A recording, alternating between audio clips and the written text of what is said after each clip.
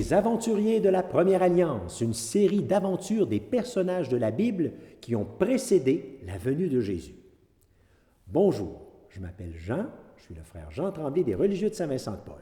Je suis au Patro de Lévis, à Lévis, animation pastorale, et je suis aussi à la paroisse Saint-Joseph de Lévis pour participer à l'animation de la grande famille de la catéchèse. Alors aujourd'hui, Esther et Daniel. Et on va découvrir une nouvelle culture. C'est ce qu'ils ont fait, eux, et c'est ce que nous allons essayer de découvrir. Allons voir l'histoire de Esther et Daniel. Le cousin d'Esther travaille au palais du roi des Perses. Il s'appelle Assuérus. Le roi cherche une nouvelle épouse et grâce à son cousin, Esther devient reine, sans avouer qu'elle est une étrangère, parce que sinon elle n'aurait pas eu le droit, mais elle ne dit pas.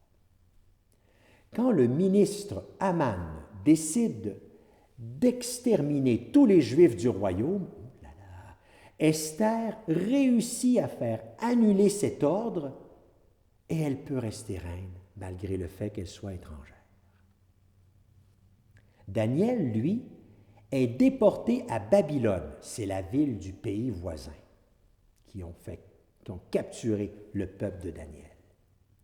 Par sa sagesse, il gagne la confiance du roi.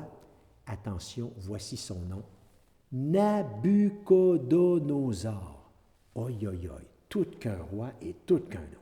Alors il gagne la confiance de son roi et devient fonctionnaire à la cour. Il travaille dans les proches personnes autour du roi. Et malgré le fait qu'il soit un étranger, et en plus, il interprète les songes et les rêves du roi. Voilà, Esther et Daniel, étrangers de leur pays, mais qui réussissent à gagner la confiance des gens autour d'eux. Alors on se pose la question, pourquoi les humains ne sont pas tous pareils? Qu'est-ce que tu as à dire là-dessus? Pourquoi on n'est pas tous pareils, qu'on a une face différente, qu'on a des habitudes différentes? On pèse sur pause, on en jase en petits groupes de participation et on se revoit tout à l'heure. Voilà, bon retour. J'espère que le partage a été bon.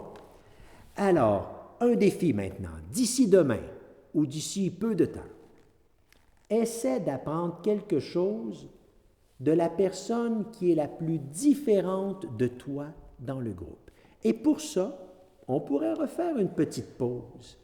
Essaie de deviner ou essaie de partager au groupe quelque chose que presque personne n'est au courant, personne ne sait. Quelque chose, une aventure, une qualité que tu as, tiens, qui va te faire découvrir auprès des autres.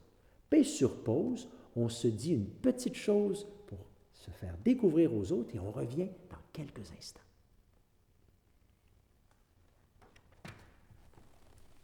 Eh bien, bon retour. On termine par une petite parole que Jésus nous donne pour nous aider, nous encourager à vivre une vie heureuse aujourd'hui. Et ensuite, un peu de guitare pour prendre un petit temps de paix, d'intériorisation. Voilà. Jésus dit, c'est parfois difficile d'être accepté dans son propre pays.